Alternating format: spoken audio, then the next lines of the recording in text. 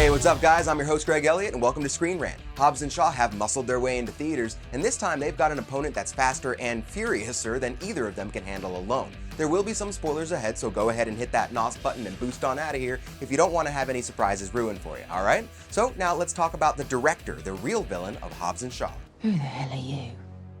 Bad guy. In the movie, Luke, Hobbs, and Deckard Shaw are forced to team up to find and bring down the cybergenetically enhanced Brixton Lore, or Black Superman as he calls himself, as Brixton attempts to retrieve a super virus from Shaw's sister Hattie.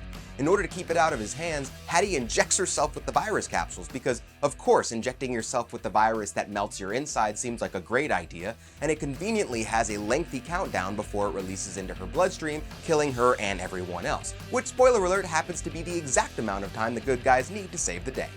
A former MI6 agent with some beefy genetic and cybernetic upgrades, Brixton is super strong, super fast, nearly invincible, and in the end it takes both Hobbs and Shaw giving it their all to finally bring him down. But as we learn in the film, Brixton was just a pawn of a big mysterious tech organization called Eteon, who wants to use the virus to Thanos away half the world's population. So what do we know about Eteon? Well, we learn in the film that their reach is enormous, and in addition to being able to bring people back from the dead and turn them into Terminators, they seem to have total control over the global media, some serious fake news. And it's clearly suggested that they're headed up by an old rival from Hobbs' past, although they're never seen on screen and are only shown as an ominous digital voice known as the director. So who could be behind that voice? Well, the movie doesn't give us much to go on, but at one point while the director is talking, the digital masking effect on the voice seems to drop out momentarily, and for a second, the voice sounds distinctly human and maybe even female. Who could it be? Who could it be? I just can't imagine who. Could it be Satan? Well, it's probably not Satan, but close. If only the Fast and Furious franchise had a big pre-existing female villain who was still alive and at large.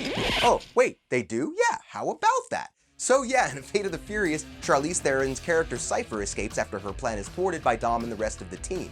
In that film, she was revealed to be the overarching behind-the-scenes antagonist of the last few movies, which is how we now find ourselves watching a movie where Deckard Shaw is actually the good guy.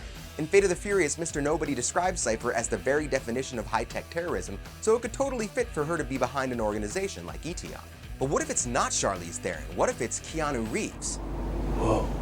Yeah, there were rumors early on that Keanu was going to be in Hobbs and Shaw, and while that obviously turned out to not be the case, he does have a pretty strong connection to director David Leitch, who just so happened to do stunt work on the Matrix series as well as co-directing John Wick.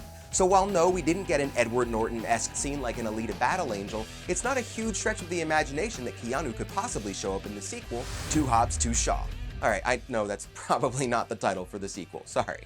Anyway, regardless of who it is, it's pretty clear that the director is going to be the big bad for the Hobbs and Shaw follow-up. The ending definitely sets it up, and I'm sure it'll be someone big to give audiences a real treat.